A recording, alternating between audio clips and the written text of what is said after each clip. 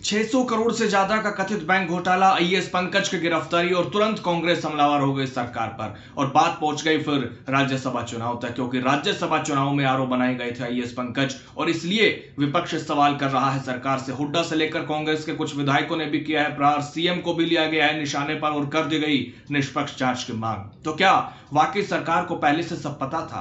क्या यह महज एक प्रशासनिक फैसला था या इसके पीछे थी कोई राजनीतिक रणनीति? आज बात करेंगे उन आरोपों की, उन सवालों की और उन तथ्यों की जिन्होंने हरियाणा की राजनीति में ला दिया नया भूचाल। दोस्तों नमस्कार, मैं आपका यार जतिन पत्रकार। हरियाणा का आईडीएफसी एयू बैंक घोटाला, आईएएस पंकज अग्रवाल की गिरफ्तारी के बाद मामला सिर्फ एक कथित बैंक घोटाले तक सीमित नहीं रहा है। कांग्रेस इसे सीधे सरकार की राजनीतिक जवाबदेही और राज्यसभा चुनाव की निष्पक्षता से जोड़ रही है। कांग्रेस का मुख्य राजनीतिक नैरेटिव क्या है? कांग्रेस का तर्क है कि बैंक घोटाले से जुड़ी एफआईआर राज्यसभा चुनाव से पहले दर्ज हो चुकी थी। सरकार को अधिकारी के खिलाफ आरोपों की जानकारी थी, इसके बावजूद उन्हें राज्यसभा चुनाव का रिटर्निंग ऑफिसर यानी आरओ बनाया गया। इसलिए यह सिर्फ प्रशासनिक निर्णय नहीं बल्कि एक सोचा समझा राजनीतिक फैसला हो सकता है। यह आरोप है कांग्रेस के। भूपेंद्र हुड्डा ने कहा कि आईएएस पंकज राज्यसभा इलेक्शन में आरओ बनाए गए थे और इन्होंने हमारे 4 वोट नाजायज कैंसिल करे। कांग्रेस के विधायक भी कह रहे हैं कि सरकार की इसकी जानकारी सरकार के पास पहले से थी, यानी कांग्रेस इस मामले को भ्रष्टाचार प्लस चुनावी प्रक्रिया में हस्तक्षेप के रूप में पेश कर रही है। राजनीतिक रूप से यह आरोप इसलिए महत्वपूर्ण है क्योंकि अगर किसी अधिकारी पर पहले से गंभीर जांच चल रही हो, केस दर्ज हुआ हो और फिर उसे एक संवेदनशील चुनावी जिम्मेदारी अगर दे दी जाए तो विपक्ष सरकार की मंशा पर सवाल खड़े करने का अवसर तलाशता है।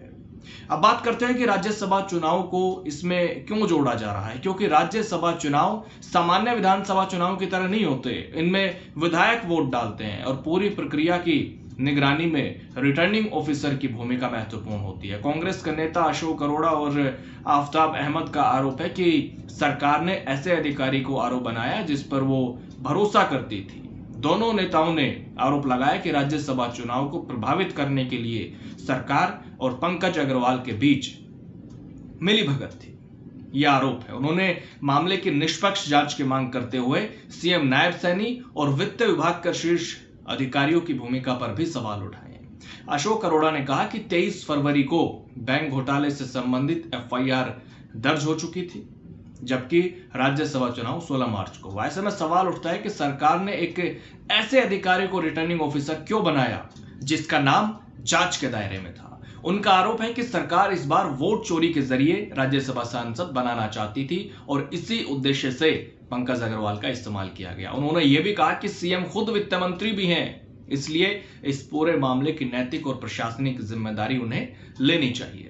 तो कांग्रेस विधायक आफ्ताब अहमद ने भी कहा है कि उनकी पार्टी ने राज्यसभा चुनाव के दौरान ही रिटर्निंग ऑफिसर की भूमिका को लेकर सवाल उठाए थे। कांग्रेस ने चुनाव आयोग में शिकायत देकर कानूनी कार्रवाई की मांग की थी। उन्होंने आरोप लगाया कि सीएम और तत्कालीन वित्त सचिव इस पूरे प्रकरण के लिए जिम्मेदार है, लेकिन जांच में दोनों को बचाने का प्रयास किया जा रहा है। विधायक आफ्ताब अहमद ने कहा कि कथित बैंक घोटाले में 3 सालों तक सरकारी धन की बंदरबाट होती रही और अब सरकार पूरे मामले से पल्ला झाड़कर जिम्मेदारी दूसरे अधिकारियों पर डालना चाहती है। और कांग्रेस सिर्फ पंकज अग्रवाल की भूमिका पर सवाल नहीं उठा रही बल्कि सीएम और वित्त विभाग के शीर्ष अधिकारियों की भूमिका पर भी सवाल उठा रही है, क्योंकि कथित घोटाला सरकारी धन से जुड़ा हुआ बताया जा रहा है।